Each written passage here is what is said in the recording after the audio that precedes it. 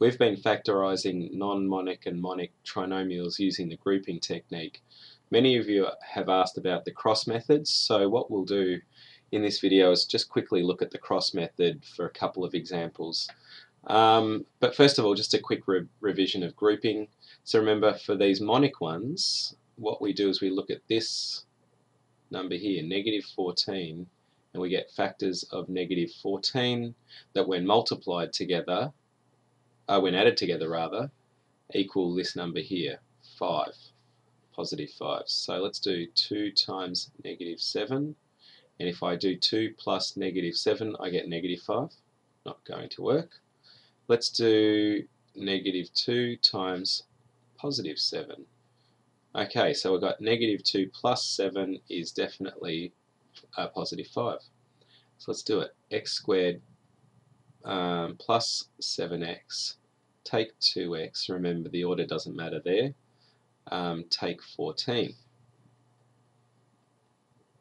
X plus 7, take 2, x plus 7.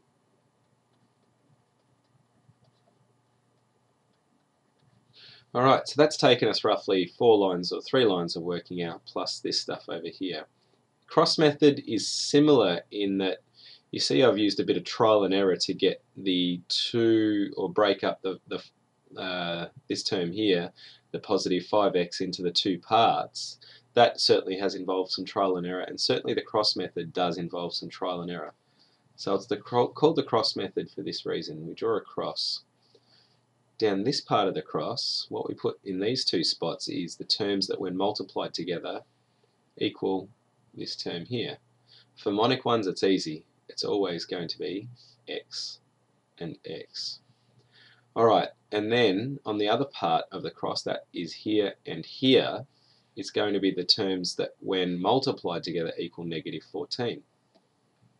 So I've got the possibility of using 2 and negative 7, because 2 times negative 7 is negative 14.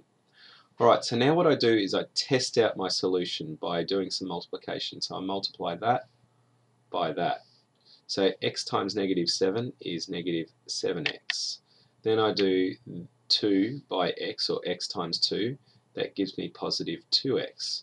Alright, now negative 7x plus 2x is not positive 5x, it's negative 5x. So I know that these two are wrong. Now I can see that I've sort of got the numbers right here. So all I'm going to do is quickly flip the signs. So change that to that. And let's just try the working out again. X times positive 7 is 7x. X times negative 2 is negative 2x. 7x take 2x is 5x. Alright, now this is the really cool part of the cross method. So now to factorize, all I do is I take these two and stick them together. X take 2. And then I take the bottom ones, x plus 7, and that gives us the binomial products. So I can go from that to the cross, little bit of trial and error down here, and I can get to the result pretty quickly. Let's try this non-monic one. So I'm not going to use the method of grouping, I'm going to go straight to the cross method. Okay, so first thing is I'm looking at that 6x squared. It's non-monic, so that means that there could be some possibilities, or different possibilities, but we'll try this one, 3x and 2x, because 3x times 2x is 6x squared. Then we're going to go over to these two arms here and work out what multiplies together to equal positive 10. So let's try 2 and 5. Okay, so 3x times 5 is 15x, and 2x times 2 is 4x. Alright, and 15x plus 4x certainly is 19x. So I've actually got it in one. And that means then that I can just write 3x plus 2 and 2x plus 5.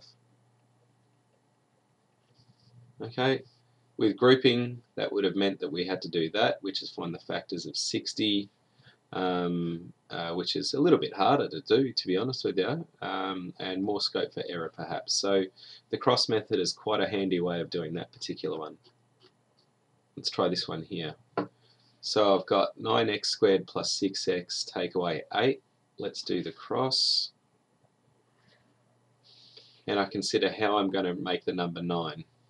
So let's try some potluck here. I'm betting that it is 3x times 3x. 3x times 3x is 9x squared. Okay, now I've got to make negative 8.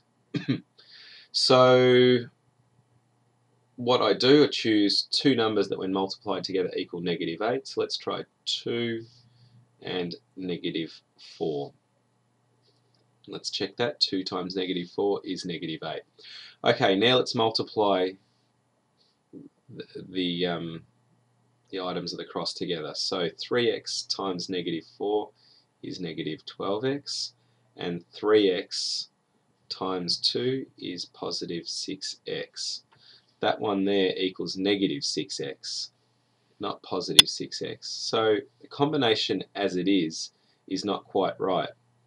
But it's clear that I'm around the ballpark with these numbers. So these two I'm betting are certainly correct. It's these ones that need some rejigging.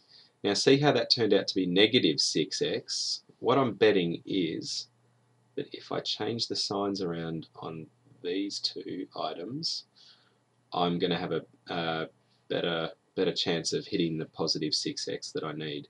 Alright, let's just re-multiply. 3x times 4 is positive 12x, and 3x times negative 2 is negative 6x. Okay, and 12x takes 6x certainly is this 6x that we need. So now I simply factorize by going 3x take 2, 3x plus 4. And we can really quickly check that as well if we're sort of thinking, I'm not too sure. You can just re-expand that using FOIL, front, out, in, last. Okay, so 3x times 3x is 9x squared. Negative 2 times 3, oh, let's do the outer, it's follow FOIL. 3x times 4 is 12x.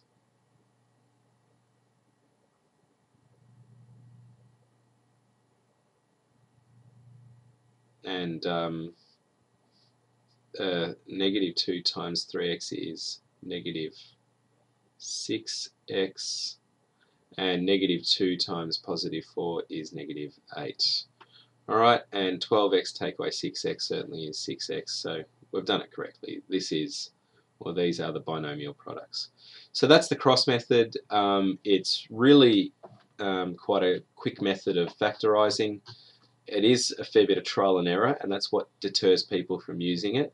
But once you get good, and grouping is a great way to start because it allows you to work on your number manipulation. Once you get good at the number manipulation, the cross method really shouldn't be too dissimilar to what you've been doing.